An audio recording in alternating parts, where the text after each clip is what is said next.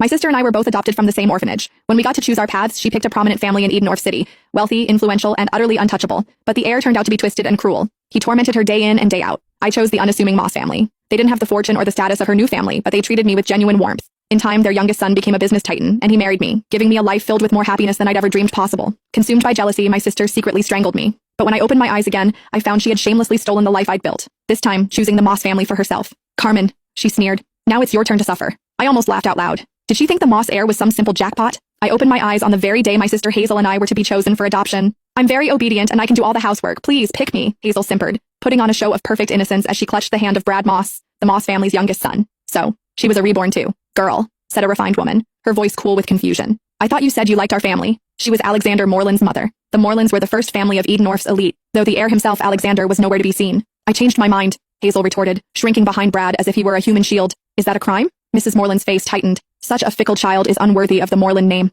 Then her gaze softened as she turned to me. You seem like a good girl. Come with me. We have a son at home you'll like. I simply nodded and took her outstretched hand. A triumphant gleam flashed in Hazel's eyes as if she'd just won a great victory, but she had no idea. While everyone feared Alexander's eccentricities, I was far more terrified of Brad, a guy as cold and venomous as a snake. In my last life, I had spent years desperately trying to escape his grasp. This time she had unknowingly done me the biggest favor imaginable. As Mrs. Moreland stepped outside to get the car, Hazel sidled up to me, her eyes full of contempt. Enjoy your new life, Carmen, she whispered. This time, you're the one who will suffer. I didn't even bother to reply. Her gloating was nothing more than a clown's performance. She thought she had secured a fresh start, but the joke was on her. She hadn't escaped a fire. She had just jumped headfirst into a hell far more brutal than she could ever imagine. After I arrived at the Moreland estate, Mrs. Moreland gave me a private suite and hired a small army of tutors for piano, dance, and etiquette. She was gentle but frank. Sweetheart, I'll be honest. I adopted a daughter to find a suitable match for my son. You must apply yourself. Alexander returns from abroad in a month. If he takes a liking to you, your future will be secure. Remember, the entire Moreland legacy will be his one day. I knew from my last life that Alexander had felt nothing but disdain for Hazel, and her time here had been miserable. I didn't dare hope the cold, aloof heir would favor me either.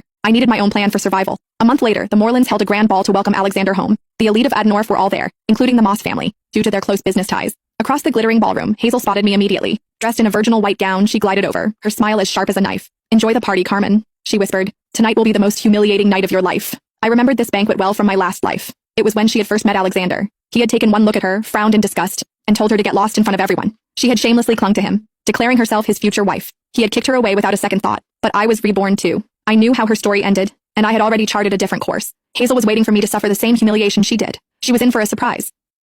But she was about to be disappointed. Just before Alexander was to make his grand entrance, I intercepted him in a private study. It was our first meeting. He stood a full head taller than me, his strikingly handsome face cold and unapproachable. Tisk. So he really wasn't easy to approach. I handed him a document. I know you've acquired a new project but are unsure how to proceed. This is my proposal. I guarantee it will be profitable. I may have grown up in an orphanage with only a